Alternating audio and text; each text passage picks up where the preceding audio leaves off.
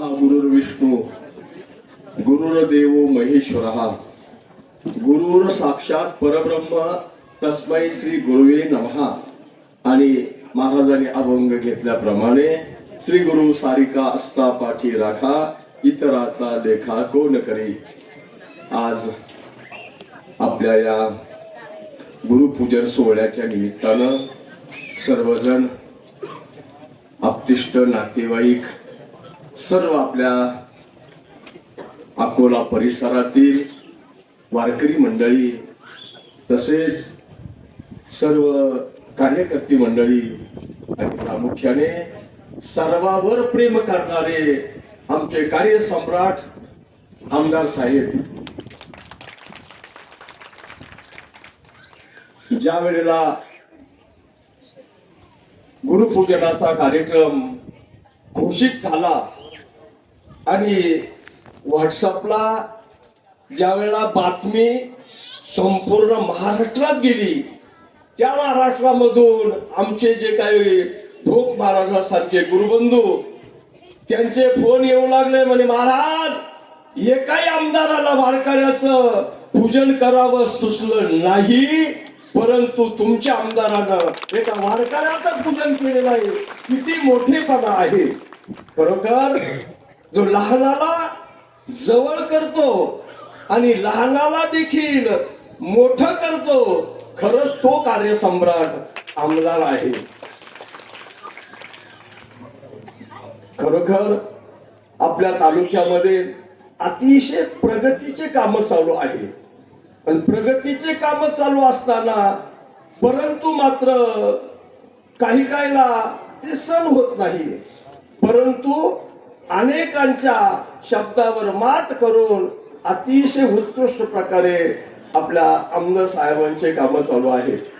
अहो राजकारणामधले तर सोडा, परंतु अध्यात्म क्षेत्रामध्ये जे टाळ घ्यायला कुणाला पैसे नाही, कला संपादन करायची परंतु पखवाज घ्यायला पैसे नाही, भजन करायचं विना नाही, परंतु महाराजाने असं काही तयार केलं, प्रत्येक गावोगावी साहित्य समर्पण केलेले आहे।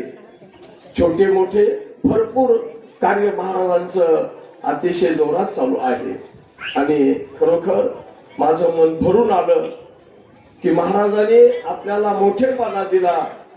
ज्यावेळेला आमचं या अधिक मासामध्ये शेवटचं प्रवचन होतं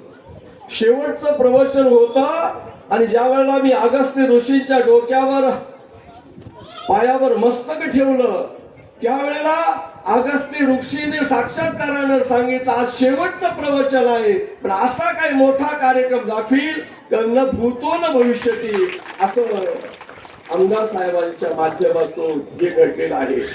खरोखर अशा कार्याला सलाम करावं, अशा कार्याला किती धन्यवाद देवा थोडेच आहे। आपल्या परिसरातून सर्व लहान थोर आलेले आहे, सर्वांनी चांगल्या प्रकारे येण्याचं सहकार्य दाखवलेले आहे। आपल्या परिसरातून सर्वजण आलेल्या सर्वांना द्यावी तेवढे धन्यवाद थोडेच आहे। आमचे श्रावण महाराज अतिशय सर्वांवर प्रेम करणारे, गेल्या 2 वर्षापूर्वी समशेरपूरला कार्यक्रम झाला, उत्कृष्ट प्रकारे कार्यक्रम झाला। ज्या वेळेला महाराजांचा कार्यक्रम होता त्यावेळेला स्वतः माझीवाली पंगत होती आणि महाराजांचं कीर्तन होतं।